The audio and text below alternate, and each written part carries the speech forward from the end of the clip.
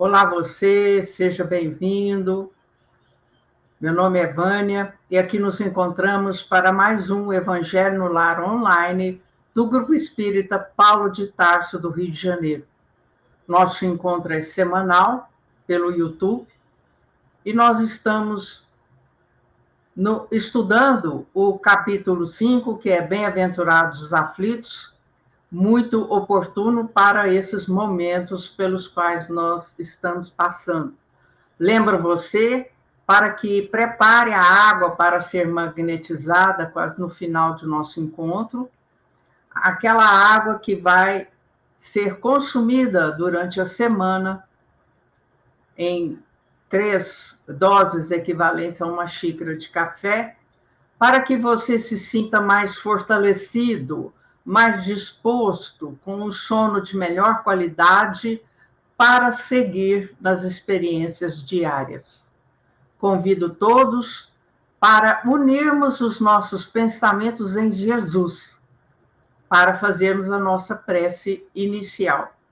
Lembre-se de estar num ambiente isolado o mais possível da casa em relação àqueles que não quiserem participar, com a preparação inicial do silêncio, de uma leitura edificante.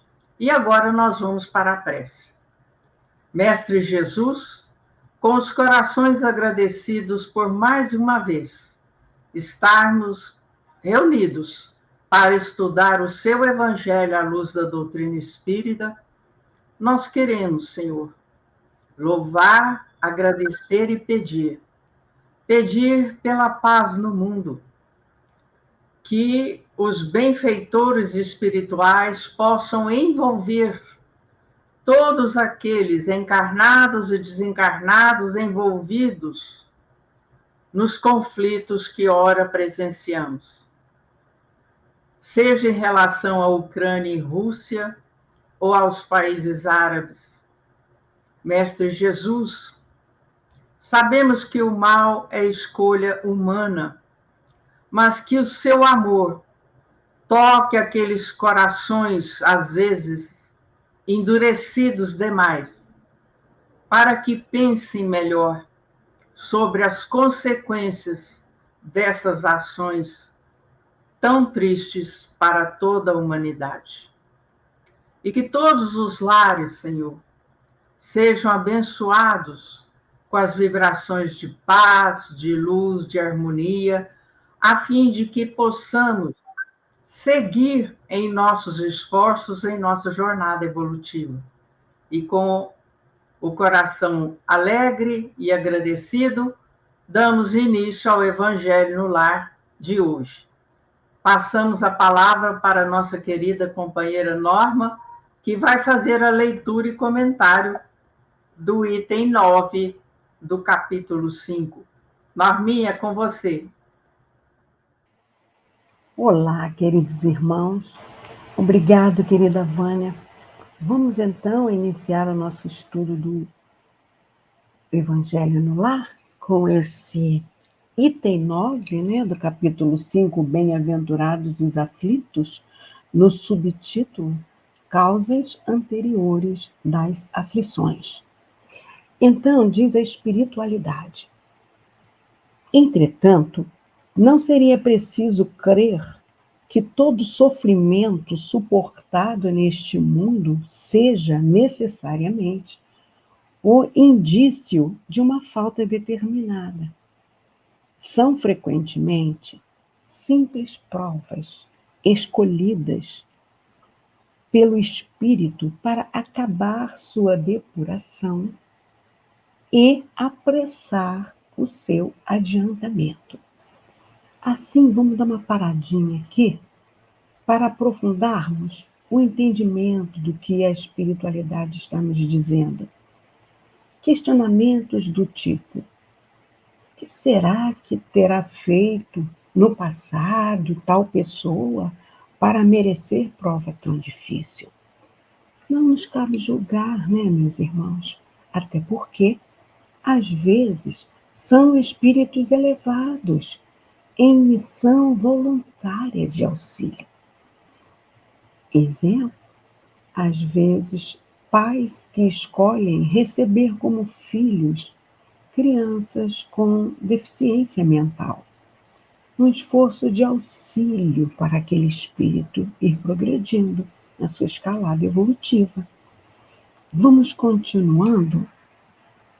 Assim, a expiação serve sempre de prova, mas a prova não é sempre uma expiação. Mas provas ou expiações são sempre sinais de uma inferioridade relativa, porque o que é perfeito não tem mais necessidade de ser provado. Então, vamos dar uma paradinha aqui para outra reflexão. Se nós ainda somos espíritos, mesmo com essa boa vontade, que reencarnamos numa missão para auxiliar, a gente ainda não é totalmente perfeito, né? Porque quando já somos puros, já estamos em esferas bem elevadas, que já auxiliaremos de outra forma, não encarnando na matéria, não é? A expiação, então, ela é sempre uma prova, porque é uma pena imposta àquele espírito que cometeu algo contrário à lei de amor do Pai, algo que feriu alguém ou a natureza, que de alguma forma prejudicou ao próximo como um todo, a criação de Deus.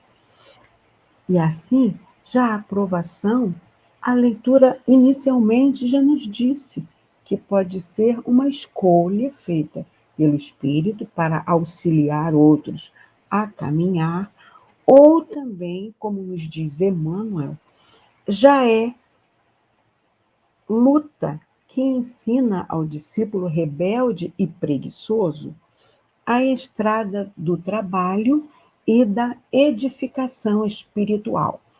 Vamos exemplificar para a gente entender melhor.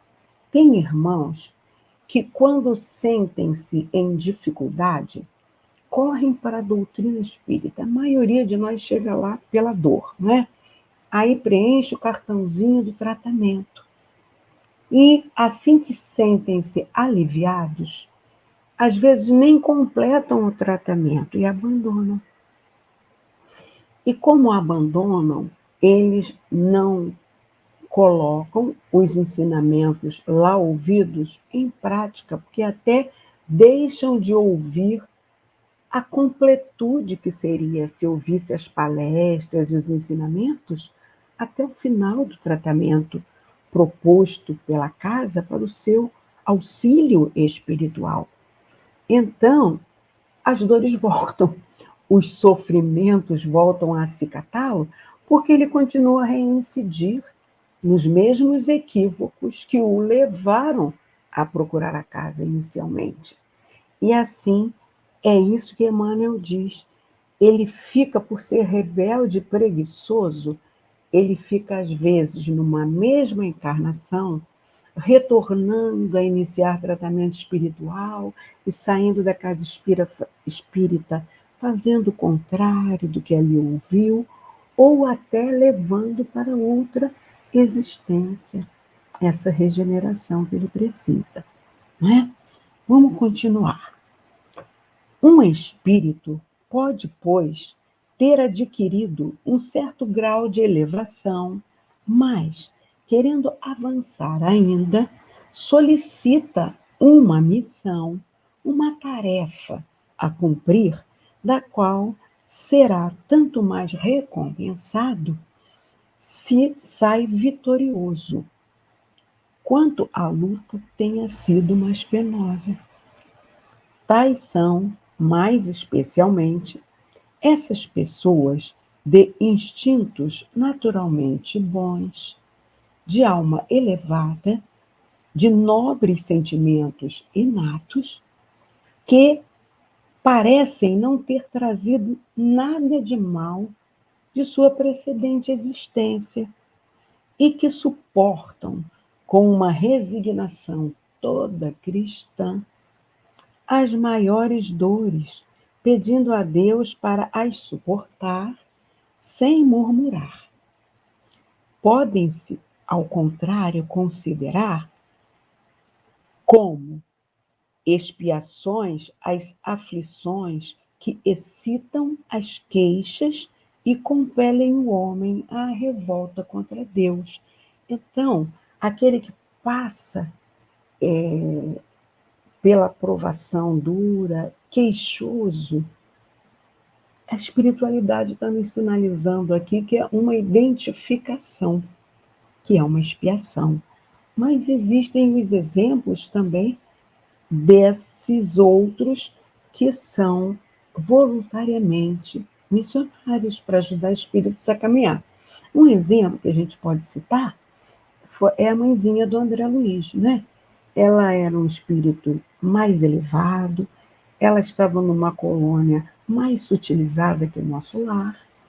No entanto, ela aceitou reencarnar, recebendo mais uma vez o esposo diretamente do umbral, como esposo novamente, e ainda nessa preparação de reencarnação, ela se comprometeu a receber como filhas do casal as duas ex-amantes do pai de André Luiz, que odiavam esse senhor e o acicatavam no umbral. Então, a gente pode imaginar o quanto ela terá dificuldades aqui encarnada nessa família, né? Quantas dificuldades que essa família vai apresentar, mas eles contarão com a assistência dessa valorosa mãe, que se propôs a caminhar com eles para ajudá-los a evoluir. E assim, os leigos desses esclarecimentos abençoados que a doutrina espírita nos traz, podem questionar que pecados teria ela cometido para merecer aquela família. Não é verdade? É por isso que a gente aprende: não julgueis para não serdes julgados. E assim vamos avançar para o último parágrafo deste item. O sofrimento que não excita reclamações pode, sem dúvida, ser uma expiação, mas é o indício de que ele foi antes escolhido voluntariamente do que imposto, e a prova de uma forte resolução, o que é um sinal de progresso daquele espírito. E eu posso trazer um exemplo para vocês que me sensibilizou. Eu tive uma amiga maravilhosa, dessas pessoas que transparecem uma bondade natural. E ela ficou cega, um problema de pressão alta nas vistas, né? Ela nunca eu a ouvi reclamando da cegueira, nunca a ouvi reclamar, nem se maldizer, entendeu? Não, ela continuou aquela mesma criatura serena. E eu, certa ocasião, cometi um erro que eu falei: meu Deus, como eu pude fazer isso? Ela lidava com a cegueira, que já chegou para ela com mais de 70 anos, tão naturalmente, que a gente esquecia que ela era cega. Aí um dia, saindo assim de uma casa de uma pessoa amiga comum a nós duas, estava uma lua linda. E eu olhei para o alto e falei: olha, minha amiga, que lua maravilhosa, né? Encantada com a beleza da lua. E ela sorriu, ela riu mesmo, e ela falou: curta, Norminha, curta ela por mim, deve estar mesmo maravilhosa. Quer dizer, certamente é um desses espíritos que precisou passar por essa prova da cegueira e que pediu isso para que ela continuasse a sua regeneração, com grande aceitação. Que Deus a abençoe, onde quer que ela esteja, e cada vez mais depurada e evoluída, porque ela está fazendo por merecer. Muita paz, meus irmãos. Agora eu passo a palavra para o nosso querido senhor Hernandes, para ele dar continuidade ao estudo de hoje. A palavra é sua, senhor Hernandes. Eu quero lhe pedir a sua cooperação na leitura do trecho, no número 10. Pois não, querido. Por favor. Pois não. Item 10. Os espíritos não podem aspirar à felicidade perfeita, senão quando são puros. Toda marcha lhes interdita a entrada nos mundos felizes. Tais são os passageiros de um navio atingido pela peste, aos quais a entrada de uma cidade é interditada até que estejam purificados. É nas suas diversas existências corporais que os espíritos se despojam, pouco a pouco, de suas imperfeições. As provas da vida adiantam quando bem suportadas. Como expiações, elas apagam as faltas e purificam. É o remédio que limpa a chaga e cura o enfermo. Quanto mais grave é o mal, mais o remédio deve ser enérgico. Aquele, pois, que sofre muito, deve dizer-se que tem muito a expiar, e se regozijar de ser logo curado.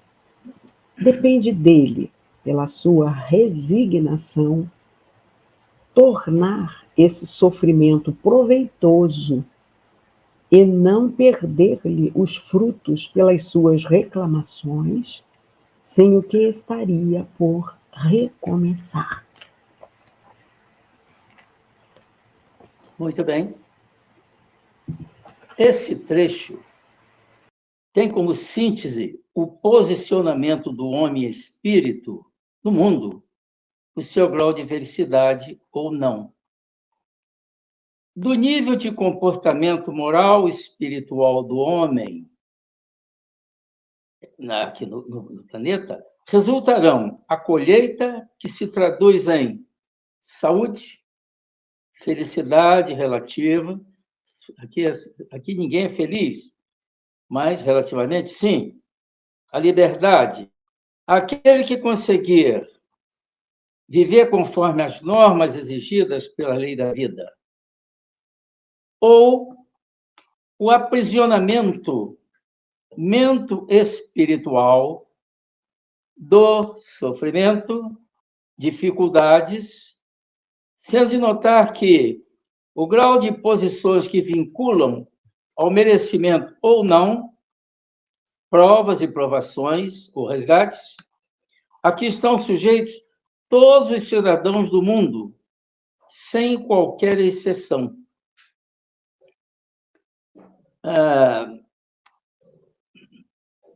Nós observamos que o predomínio da situação nossa aqui no planeta é de dor, sofrimento.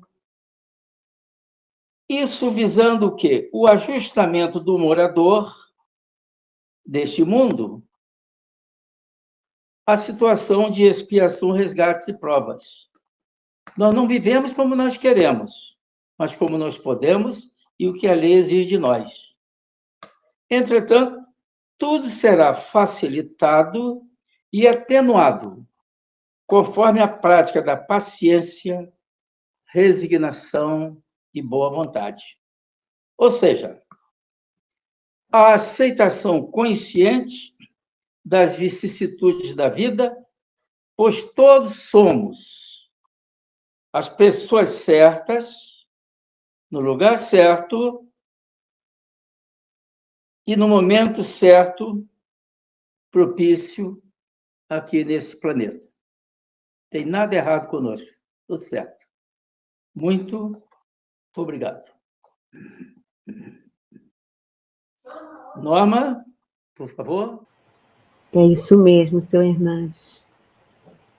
Muito boas as suas explicações, os seus esclarecimentos.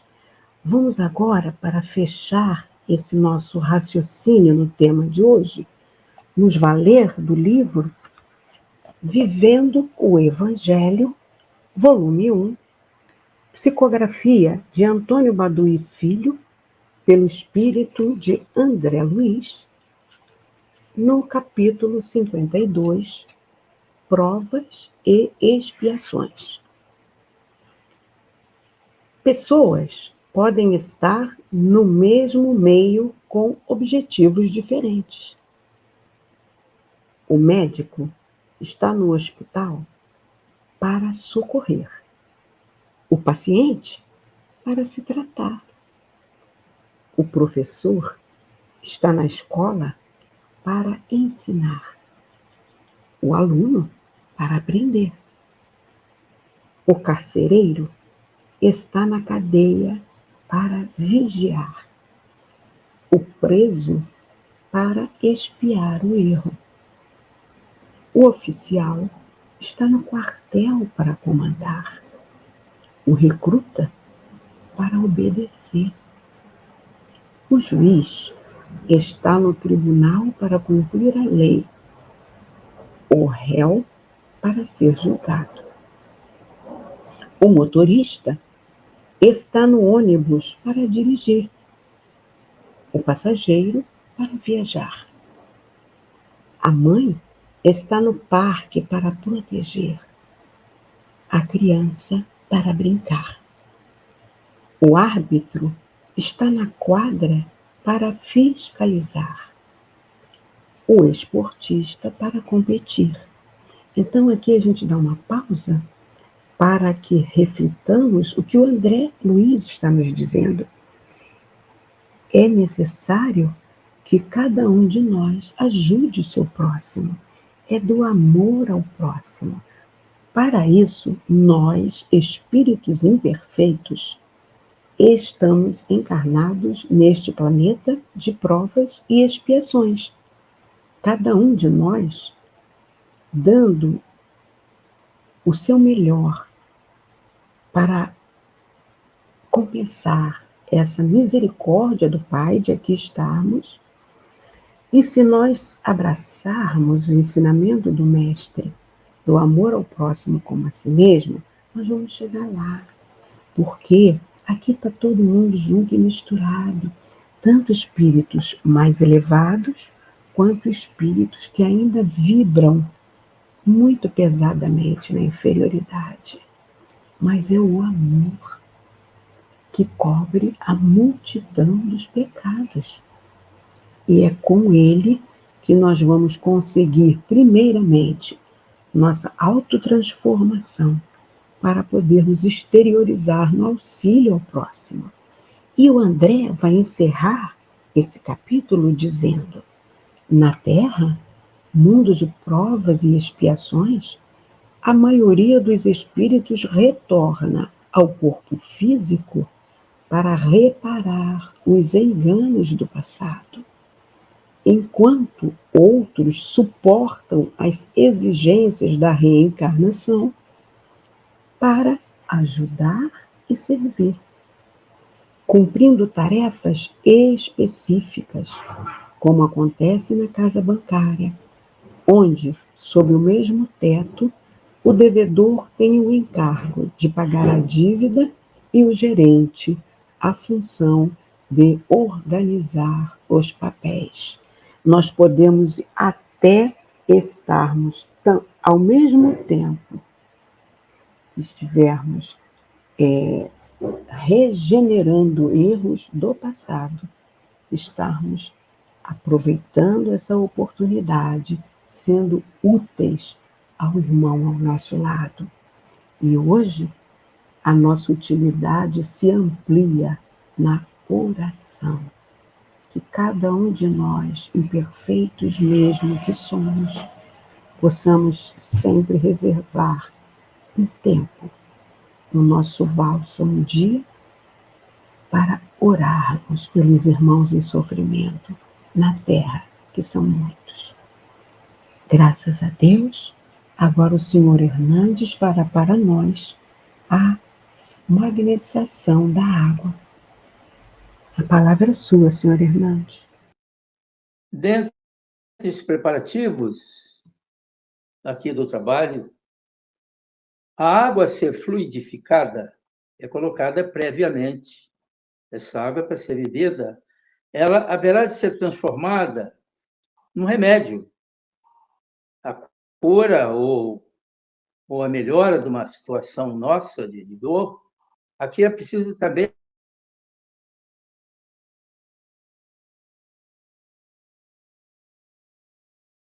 sal, que qualquer pessoa está habilitada, pode chegar.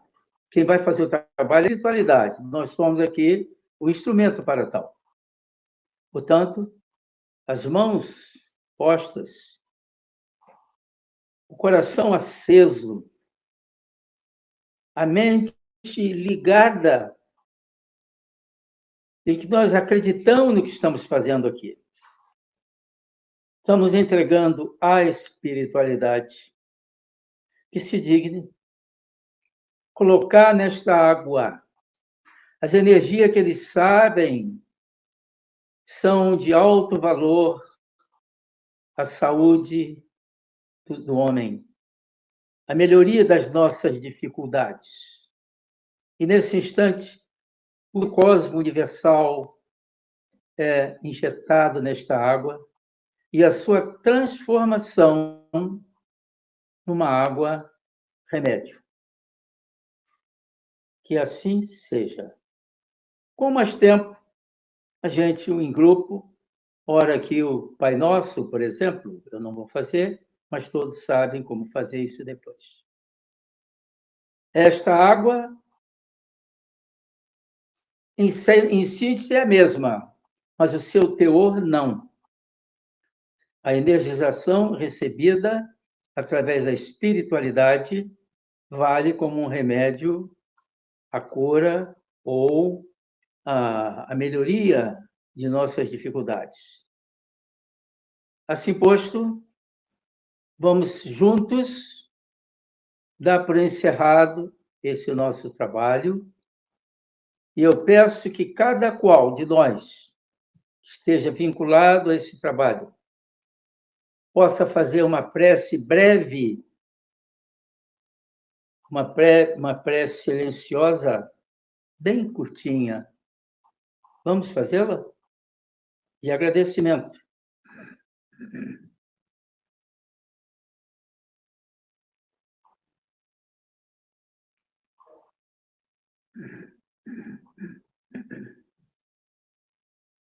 Guias espirituais, queridos. Mãe Maria, ainda após o seu dia em que a humanidade celebra a padroeira do Brasil, Jesus, nosso governador, nosso amigo, e o Senhor, querido Deus. Aqui estamos nós, seus filhos, unidos por um processo novo para nós, da internet. Mas é como se juntos estivéssemos com a mesma ideia, com o mesmo ideal, o mesmo sentimento. Sentimento da luz, sentimento da busca, do encontro contigo, meu Senhor, meu Deus. E pedimos ao Senhor que nos abençoe. Pedimos ao Senhor que nos fortaleça e que não sejam anotadas todas as nossas faltas, de vez que nós somos ainda crianças espirituais. Temos responsabilidade, sim.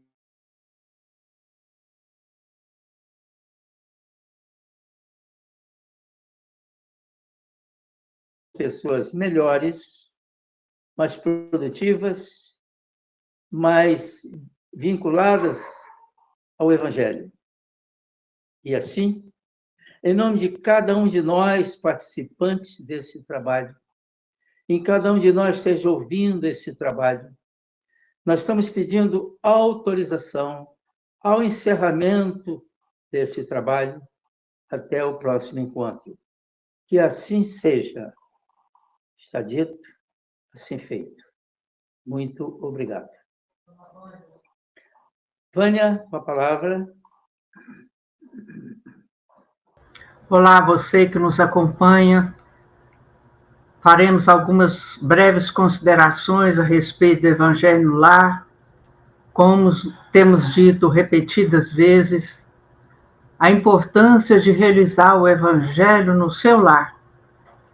É o momento em que nós nos conectamos, nos ligamos com o alto, para estudar o Evangelho de Jesus à luz da doutrina espírita.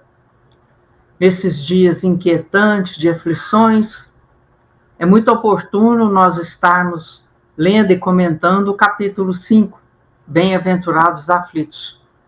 E uma primeira dica que nós queremos dar a você é que, por mais conhecimento que se tenha, sempre há palavras novas, cujo significado desconhecemos, ou então as palavras cujo significado nós achamos que sabemos, e muitas vezes, na verdade, o que nós achamos é o oposto daquilo que realmente significa. Então, sugerimos que você tenha um dicionário ao seu lado, na hora da realização do Evangelho no Lar, ou que você busque na ajuda com o celular, você busque o significado dessa palavra, lembrando que podem haver participantes encarnados e desencarnados que desconheçam um vocabulário maior, né?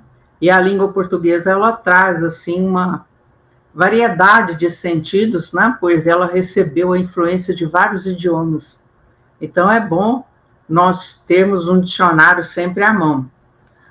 Outra coisa, você escolheu o dia mais oportuno, o horário melhor para fazer o Evangelho no Lar, sozinho ou com sua família, ou com amigos, ou com vizinhos, não importa. Mas nós queremos lembrar você que é importante, pelo menos 15 minutos antes do horário determinado para a realização, que você comece a se preparar, né? Desligue a televisão, se for deixar o som ligado, deixe uma música calma, tranquila, né, para harmonizar o ambiente, porque muitas vezes você chega do trabalho ou chega de algum lugar e está ainda agitado, encalorado, né? Então, esses 15 minutos são aquele preparo para que você realmente consiga conectar-se com a direção espiritual do seu Evangelho no Lar, com os benfeitores espirituais que vêm participar com você, lhes dar as boas intuições e, mais ainda, que não raras vezes trazem familiares, amigos desencarnados para participar do estudo conosco. Então, você tem aí mais um motivo para se fortalecer e prosseguir nesse propósito da realização do Evangelho no Lar, né? Lembrando também que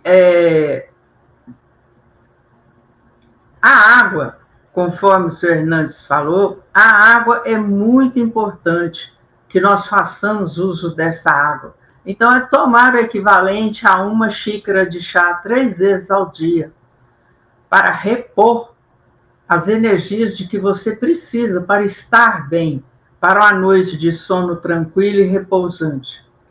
E para aqueles ainda que dispõem de mais tempo, nós vamos sugerir que faça, antes de começar o estudo do Evangelho, uma leitura breve, de caráter edificante, né? Como, por exemplo, nos livros Agenda Cristã, Sinal Verde, Coragem, psicografados por Francisco Cândido Xavier, ou então, ainda, Minutos de Sabedoria, do Pastorino. Aí você fala assim, mas para que isso? Como eu disse, é muito pouco comum alguém chegar da rua, do seu trabalho profissional, de uma viagem ou qualquer coisa assim, e no estalar de dedos conseguir se harmonizar, se reequilibrar para sintonizar com o plano mais alto. A partir do momento em que você cultivar esse hábito dessas sugestões que estamos lhe passando, você verá o quanto que você vai se sentir mais fortalecido, mais animado, menos cansado, correto? Porque os benfeitores espirituais estão para nos ajudar. Ninguém está sozinho. Mas é importante que nós também nos ajudemos, que nós façamos a nossa parte. Ok? Um grande abraço para todos e até o nosso próximo encontro. Que Deus nos abençoe.